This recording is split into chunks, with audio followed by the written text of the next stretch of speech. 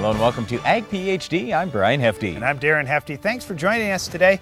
You know, it seems like it's getting a little later in the season because much of the management out in your crop has already been done, but it's still not too late to improve your soybean yield or save some yield, depending on how you look at it. We're going to talk about why you don't want to give up on your soybean crop just yet. There's still a lot of time to improve your profitability. We'll also talk a little bit about going into next year. When is the best time to buy fertilizer? A lot of times it's right now, but we'll discuss why that might not be true this year. Well, we've got a weed of the week that you'll definitely want to get under control if you've got it on your farm. But first, here's this week's Farm Basics. Farm Basics is brought to you by the Liberty Link trait and Liberty herbicide from Bayer. The most reliable weed management solution, Liberty Link and Liberty herbicide are the link to efficient row crop production and sustainable weed management.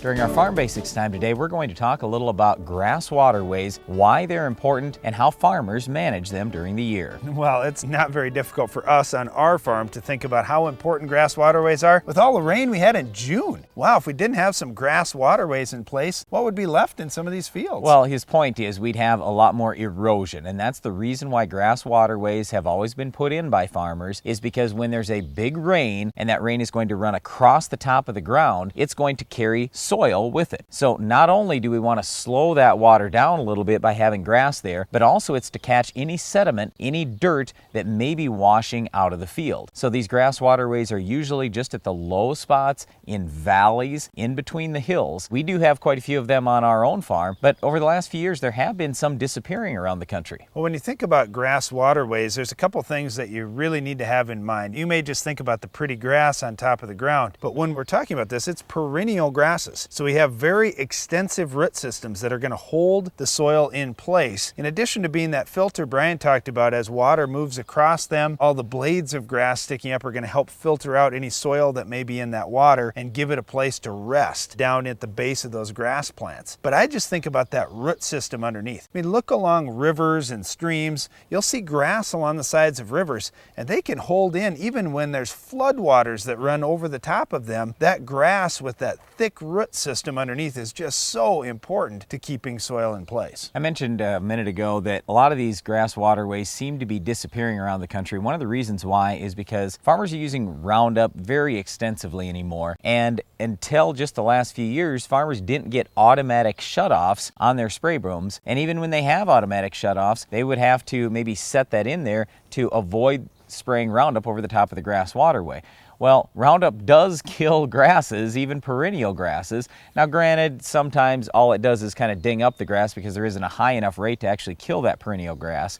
But this is one of the things we run into even on our own farm, where we'll tell the guy running the sprayer, hey, just make sure you shut that boom off right before you cross the grass waterway. Well, it doesn't always happen. So we've actually had to go in and reseed some grass waterways and do some work that way. The other thing is we find that some farmers think, well, I don't necessarily need a grass waterway here or there if I'm reducing my tillage. And maybe that's true. So if a farmer isn't doing full-scale tillage, he's going to no-till or strip-till, then that also helps slow that water down as it's crossing the field, and it lessens the need for a grass waterway. Well, I just think people have a short memory. Maybe you get, well, like this year, we had a rain like we've never had in my lifetime, and you think, wow, I haven't had that rain in 40 years where I really needed that grass waterway, but guess what? It's going to come at some point. You may be in an area of the country where you say, well, we only get 10 inches of rain per year. Normally it's during this time of year and we don't have a big issue with erosion. Hey, guess what? It can still happen to you. You can have that 2-inch rainfall event that happens in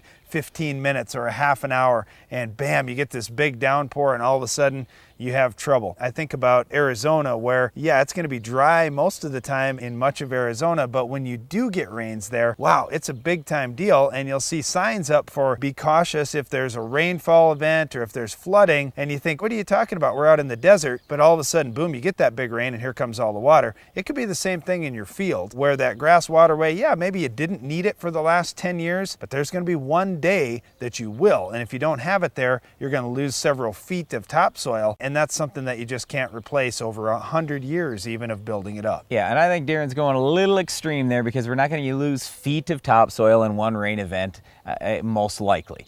But what I wanted to finish with here on this grass waterways thing is, for farmers, it's a lot of work because farmers have to control the weeds in the grass waterway, and that's difficult to do without killing the crop next to it. They also have to make sure that the water flows into the grass waterway, because we've had it on our farm too, where we got a nice grass waterway here, but the water has now decided to run on the outside of the grass waterway. Well, that doesn't do any good, so we have to continue shaping that almost every year.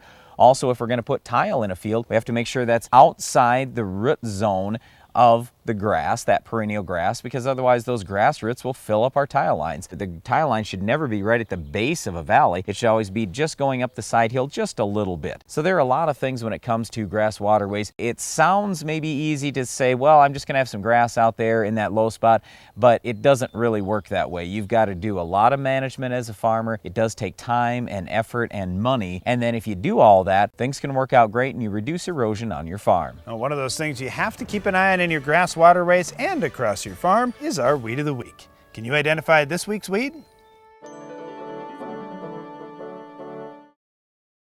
What's next in weed control technology?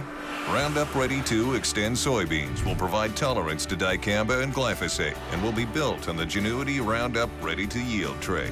See them in action at extendfollowafield.com. Looking to maximize yield? Quick Roots is a microbial seed inoculant that allows the plant root to explore a greater volume of soil, the key to higher yields. Quick Roots continues to generate yield response on corn, soybeans, wheat, and more. Quick Roots is applied to the seeds so the live microorganisms go right to work, enhancing seedling vigor, increasing the uptake of certain nutrients, including NPK, and expanding root volume. Maximize yield on your farm this season. Call TJ Technologies or your local dealer and get your Quick Roots today. The Case IH Summer Sales Event is going on now, meaning you can turn the heat into red-hot savings. That's because all Farmall and Maxim Series tractors, along with our complete line of hay tools, are available with 0% financing for 60 months. But hurry, because while the Summer Sales Event is just warming up, it only lasts until September 30th, 2014. For more information, visit your local Case IH dealer or go to caseih.com/special offers.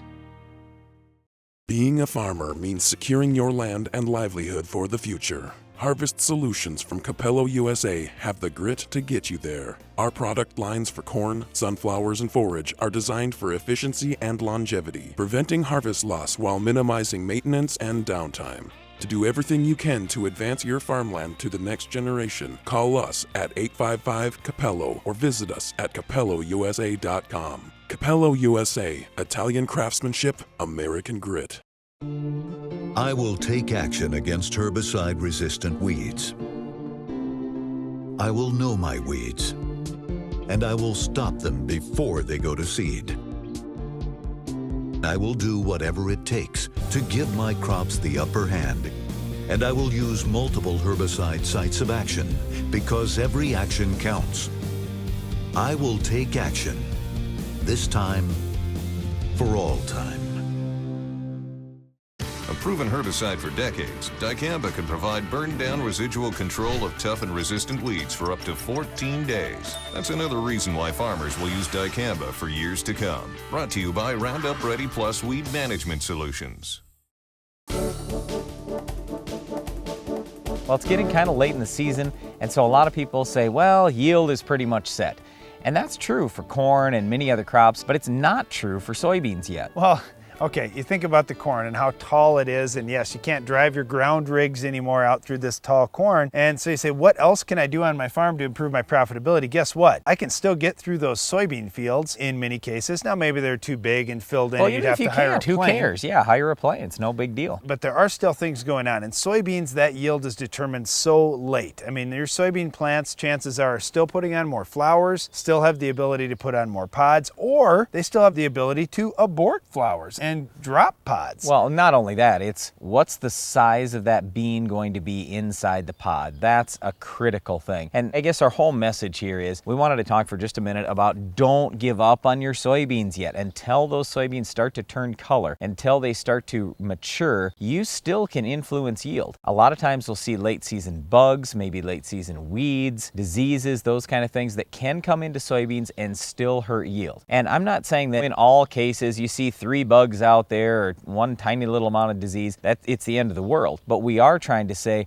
hey, if you've got threshold levels, you need to be doing something about that. There are a lot of farmers around the country who are still treating for insects, diseases, even weeds out there. It does absolutely make a difference in soybeans. Okay, let's talk about those bugs just for a minute. If you're going to be spraying an insecticide late in the season, it's important that you look at the pre-harvest interval on the label. Now, your pre-harvest interval may be only 21 days. And you say, wow, I've got easily 21 days before I'm going to start harvest, no problem. But you may have a product with a longer pre-harvest interval that may be 40 days. And you may say, 40 days, I might be in that field harvesting. That's probably a product I don't want to choose. So do take a look at that first. Then look at what type of insect we're dealing with out in the field. If you have one that has the ability to clip those pods off, like say a grasshopper or a bean leaf beetle or a Japanese beetle. I mean, there are a number of bugs this late in the season that could actually drop pods off your plants. Well, if you're going to lose some pods, it's pretty easy to see the kind of yield impact that those bugs are going to have, and the threshold might be pretty low for some of those insects. For some that are just going to chew on some leaves, it's really not a huge deal at this point when we get real late in the season, but it still can impact yield. The other thing that can happen is you could have some disease get in late. Again, here, if you're going to be spraying a fungicide later on in the season, you need to watch what your pre-harvest interval is and make sure you're okay. And also, on both insecticide and fungicide, you need to think about, well, what have I already done earlier in this year? Maybe you've already sprayed a pyrethroid insecticide. Maybe you want to spray a different family of insecticide, or you want to spray a combination product with more than one family of insecticides in it so you don't have resistance issues. On the disease control side,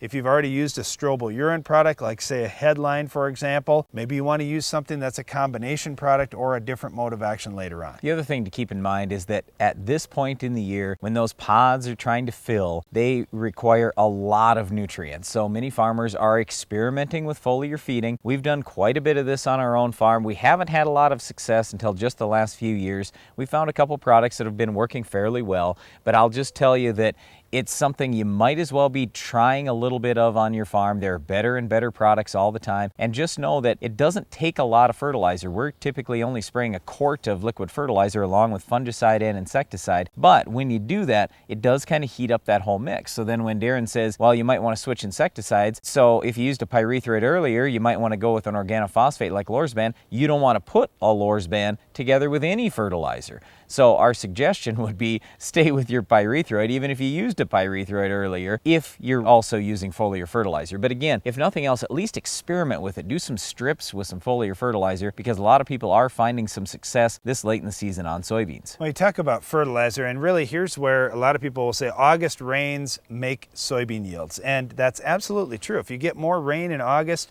not too much, but if you get a decent amount of rain, a lot of times you are going to get higher yields. And the reason why, in my opinion, is just that moisture is now going to get down in the soil, and that's going to allow your plants to pull in more of the fertilizer, more of the plant food that's in the soil. So when we get those nutrients into our crop, that's our shot at getting more yield. With foliar fertilizer, I love it if we get some rain just a day before or a day after we're going to be spraying foliar fertilizer, because I know that root system's really working, we're pulling in nutrients, the plant is really pushing, trying to get more food in. That's a good time to do it. And when we get those August rains, that's why we don't want to give up, because you never know. Maybe you say, it's been dry all summer, I'm not going to put any more money in my crop. That's not how I look at it at all. I look at that forecast and I say, you know what? We got a shot at getting some rain. I have a shot at getting higher yields. And a lot of times that extra 1 inch of rain that you get timely in August can add quite a few bushels to your soybean crop. Well, once again, we strongly encourage you, don't give up on your soybeans. It's not too late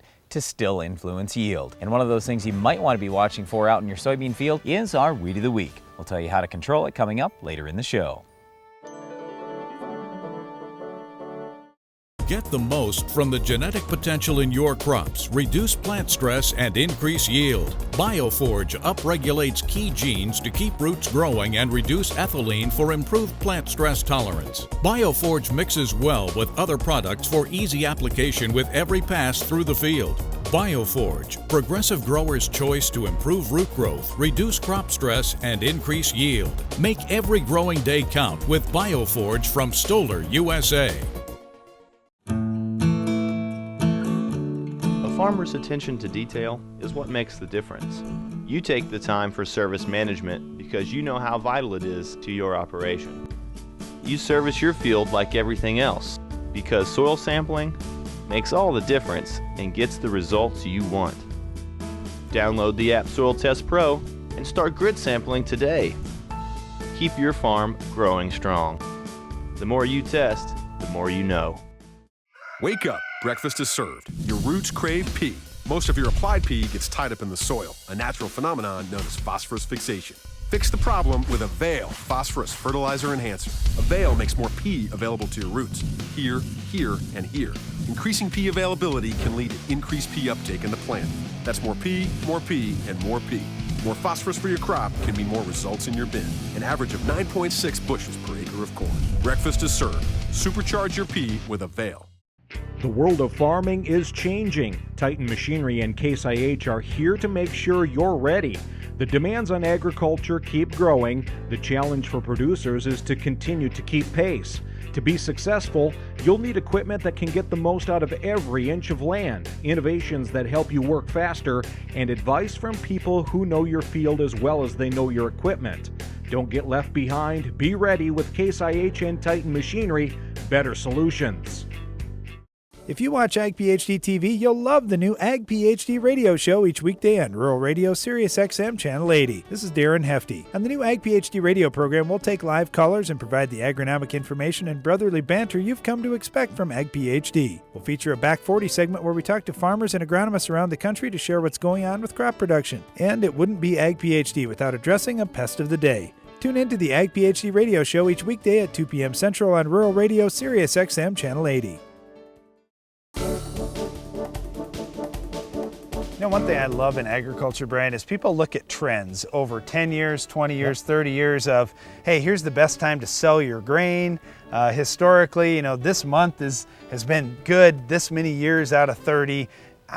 Okay, that could be totally different this year. It's hard to go by those trends. Like, for example, fertilizer. When's normally the best time of year to buy fertilizer? Well, if you look at the trends, it's typically late July, early August, but this year may be an exception. Yep, and here's really what it comes back to. What's going to happen with commodity prices? If they continue to fall, there's absolutely no way fertilizer prices are going to stay where they are. They're coming down even more. And quite frankly, in my opinion, I think they're coming down more from where they're at today. We don't know. Nobody knows for sure. But I just know this. When you start looking at the economics, and we're going to talk about this a lot over the next few months, we got to look at the economics of agriculture. Yeah, it's fun to be out here trying to raise the best crops and putting everything we can into the crop, but we got to get a lot smarter when times get a little tougher and the commodity price comes down. So I would just ask you, do you know how to read a soil test? Are you getting good soil tests on your farm? Are you also using plant tissue analysis to kind of verify that what you're doing in the soil is actually getting into the plant? I mean, these are really important things, and we're going to talk about this a lot over the next few months because fertility for many farmers is the #1 expense. I mean, other than buying the ground or paying the cash rent,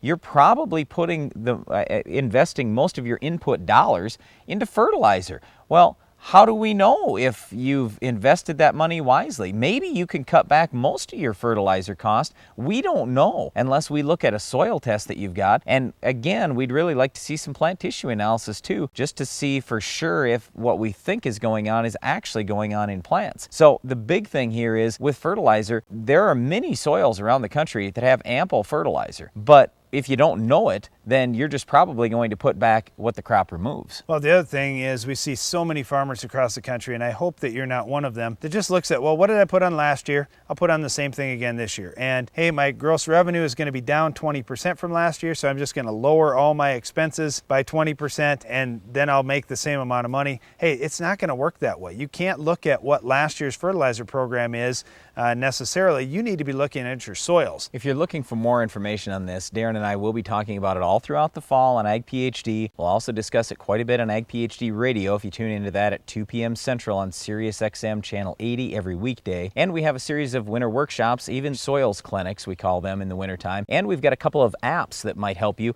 phone apps and apps for your iPad, the soil test app from Ag PhD, and also the fertilizer removal app from Ag PhD. This is just more information so you can learn a little bit more about soil test and actually apply it to your own fields. Well, I think the big thing too with that soil testing is that you can do this yourself, and this is a spot where you can save some money. You can actually do grid sampling yourself with an app like our soil test app, and then send those samples in, get good analysis, and then make sure you're getting good recommendations from the lab, and our app's going to have recommendations for you as well. And again, just keep watching Ag PhD for more information on how to read a soil test, how to use this data to improve your profitability. Well, once again, we don't know for sure when the best time to buy fertilizer is going to be this year. We might see a run up in the commodity markets this fall, and all of a sudden fertilizer prices actually go up from here. But if you're concerned that fertilizer prices may not be at the low, you could be right, especially if commodity prices go down even more from where they're at today. Well, we talked a lot about different investments that you'd be making on your farm. One of the things that you always need to continue to invest in is good weed control. We'll show you how to stop this week's Weed of the Week coming up next. Your time is valuable. That's why you need a Hagie STS application system. Hagie STS products are designed for precision and efficiency, allowing you to make applications all season long with just one machine. Contact your Hagie rep today. Our Weed of the Week is bull thistle. Well, when you think about thistle control, most of the time we're talking about grasslands. And when we look at something like bull thistle, it's a biennial, which means it has a 2-year life cycle. Now, if you're normally controlling annual weeds on your farm and you say, well, what's the big deal about a biennial? Why does that make it tougher to control or different to control than an annual weed?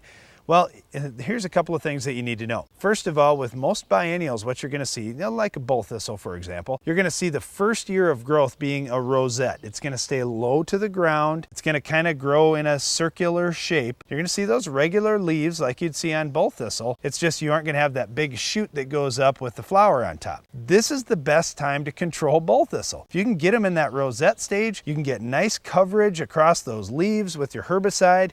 You can wipe it out root and all if you choose the right product, and we'll talk about those products here in just a second. This is great because you don't have the risk of it going to seed. Once you get into year 2, what happens is all the energy that it saved up in year 1 from that rosette stage, it's put all that energy down into the root system, and now in year 2 it's going to shoot what they call the bolt stage up. That's where you see that big tall stem coming up out of your bull thistle, and it's going to have the seed heads up top. Once you have those seed heads out there, yes, you can kill the weed, that's fine. But if it's already going to seed, you can hurt the germination a little bit on some of the seeds, but you're not going to stop every one of them. Now you've got a bunch more seeds out there, you're going to have even more of a problem going forward. So with a biennial like bull thistle, again, you want to try and hit it the first year if you possibly can. Yeah, but the whole thing is, and the reason why we're talking about this today is you've got to do it pretty soon here. A lot of people will think, oh, fall is the best time to kill thistles. That's not true at all in the northern part of the country. Late summer is the best time. Here's why. If you get a hard killing frost, let's say mid-September, that's technically before fall has even hit, okay? And then it's too late. Once you've got that hard killing frost, you're not going to get enough down into the root system very well and completely kill it. Yeah, you can ding it up. Yeah, you can burn off the top growth, but what good does that do you with a biennial plant that's not even going to seed yet anyway? We want to actually kill this thing. So you probably in the northern part of the country need to spray in late August or early September, at least 2 weeks before your first hard killing frost. That's the key. So we think about products, 2,4-D is one that a lot of people will jump on, but that's just going to burn off the top growth. We want something that's going to get down into the root system, something that contains Tordon or Milestone. Both those products are highly effective on thistles, and they will kill the plant roots and all. Yep, Milestone is the best though, and Milestone isn't as hard on trees, and it can also be used by almost anybody because Milestone is not restricted use, whereas Tordon is. Well, once again, our Weed of the Week was bull thistle. That's all the time we have for this week's weed, but stay tuned. Iron Talk is coming up next. Iron Talk is brought to you by Case IH. Our industry-leading SCR technology has powered over 35,000 pieces of equipment with over 17 million operating hours in North America alone. Case IH, proven power, proven efficiency, proven in the field.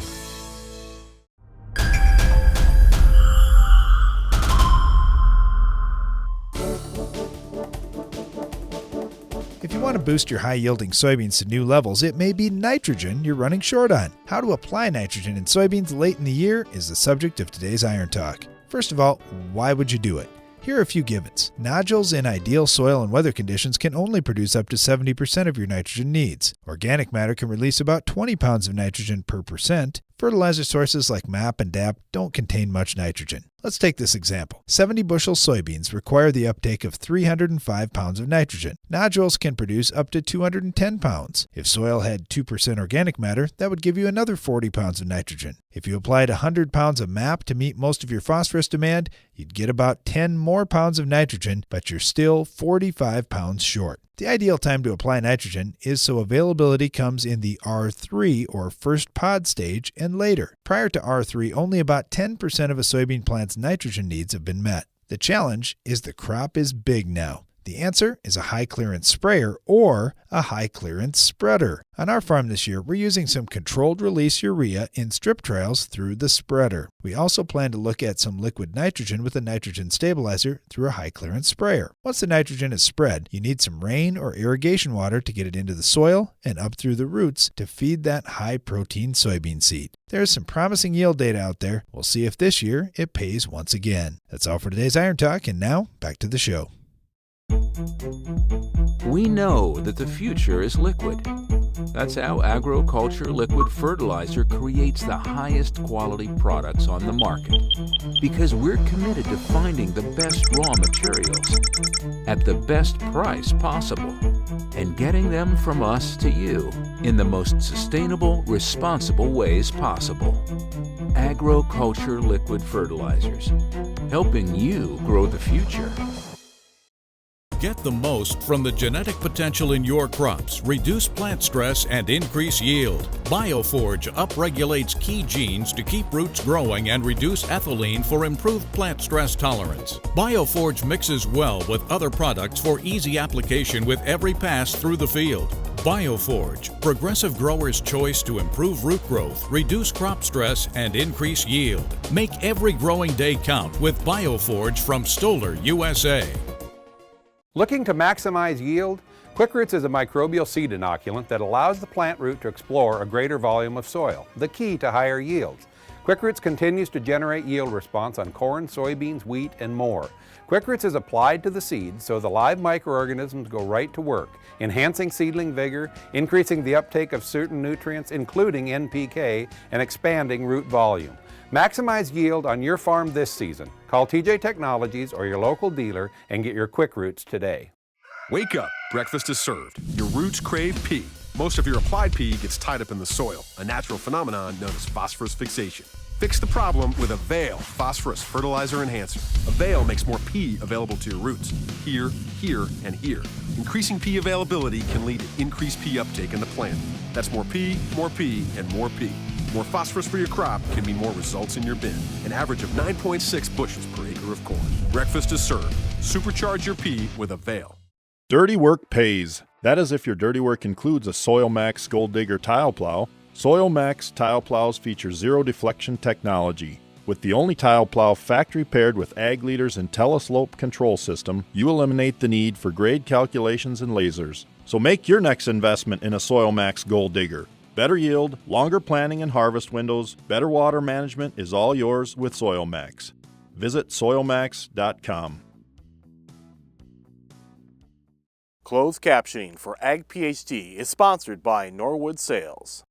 The all-new S-Cube commercial tender is the only tender on the market with poly tanks, giving you the capability to haul seed, fertilizer, water, or liquid fertilizer. Each cube can hold 300 units of seed, 2,000 gallons of liquid, or 300 cubic feet of fertilizer. Options include full functioning wireless remote, stainless steel conveyors, and self-contained hydraulics. Get yours today at Norwood Sales. That's all the time we have for today's show, but be sure to tune in for more agronomy information to Ag PhD Radio at 2 p.m. Central on SiriusXM Channel 80. That's each weekday where Darren and I will answer your phone calls and take your questions via email or Twitter. We talk through all kinds of agronomic issues, so we'd love to have you listen to SiriusXM Channel 80 each weekday at 2 p.m. Central. And don't forget to tune in to our next Ag PhD TV show where we'll have another Weed of the Week, Farm Basics, Iron Talk, and a whole lot more. I'm Darren Hefty. And I'm Brian Hefty. Thanks for watching Ag PhD. American ethanol is made primarily from corn. Did you realize that the type of corn used for ethanol and livestock feed is much different than the sweet corn on your dinner table? For more information, visit the Responsible Nutrient Management Foundation at rnmf.org.